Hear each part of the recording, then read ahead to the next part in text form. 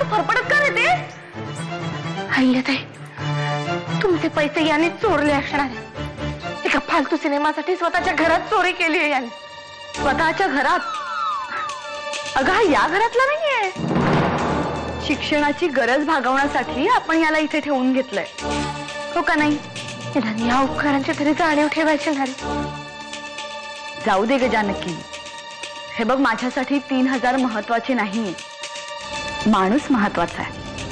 हा सगळा चावटपणा ना अहिल्याचा असणार. या घरात मी जितका तिला ओळखतो ना, दुसरं कोणी ओळखत नाही आत्या. काय करायचंय ते लवकर करायला पाहिजे बाबा. आणि एक लक्षात ठेव, गणेश चोर आहे असं अहिल्या नाही म्हणत आहे, जानकी म्हणतीये. आता मी म्हणालो ना, बोलतो तिच्याशी. नुसता बोलू नकोस, चांगला दम दे तिला. मी अजूनही तुमचा मान ठेवतेय म्हणून शांत बसलीये, नाहीतर मग शांतच राहा आणि जास्त शहाणपणा करू नकोस. आणि लायकी नाही फेरफट कुठली. नवरा या नवरा आणि तुझी मुलगी. अहिल्याताई,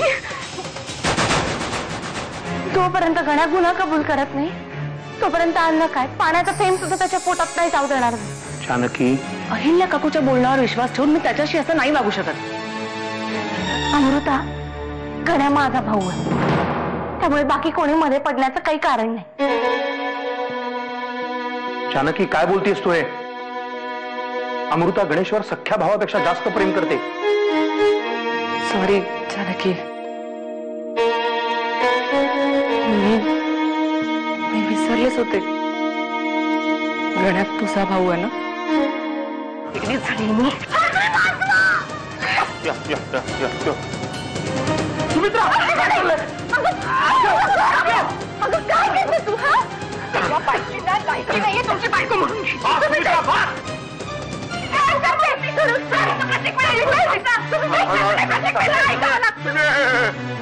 पण झालंय का इतकं?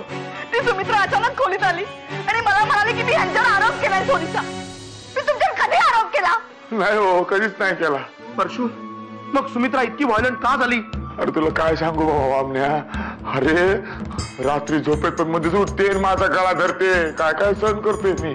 मग तिला खरंच ट्रीटमेंटची गरज आहे. एखाद्या वेळेस मला कोणी बोललं ना, मी सहन करेन, पण यांना आणि चिवला नाही. लक्षात ठेव तूही. अगं पण त्या का परशुदारांवर आळ घेतील? का म्हणजे गणेशवर नाही घेतला तिने? गणेशवर त्यांनी नव्हता आळ घेतला, मी गणाला जाब विचारला होता. जानकीने मला ही जाणीव करून दिली आहे की गणेश माझा कुणीही नाहीये. तू तिचा सख्खा भाऊ आहे. मी एकटी होते आणि एकटीच आहे. खर तर भावनिक होणं माझा स्वभाव नाहीये रे. कळणी बहुतेक अहिल्याताईंचे पैसे चोरले. त्याच पैशाने तो सिनेमाला गेला होता. घरात खूप तमाशा झाला या गोष्टीवरून. काय गणेशने पैसे चोरले? कसं शक्य आहे? तो सिनेमाला जाणार होता हे खरं आहे, पण त्यासाठी तो पैसे का चोरेल? हळूहळू हळू कसली एवढी घाई? काय आहे काय या शाळेत? शाळेत नाही, शाळेनंतर आहे. आम्ही पिक्चर बघायला जाणार आहे. अरे वा, पिक्चर बघा. ठीक आहे, पैसे घेऊन जा. नाही, नको नको. मला जानकीताईंनी 1000 रुपयाची नोट दिली आहे. मजा कर, जा. पण नाश्ता केलास की नाही? नाही, नको आता. आता काहीतरी खाशील का नाही? हे घे. जाता जाता खातो. बघ, मला सगळं सांगितलंस म्हणून तुला कळलं. आता आयुष्यभर गणेशला तलवारीच्या धारेवर ठेवलं असतंस. आता ते डोळे पूस आणि त्याला बोलवून आण. कुठेतरी एवढंसं तोंड करून बसला असेल. यापुढे विचार न करता भावनेच्या आहारी जाऊन कुठलाही निर्णय घ्यायचा नाही.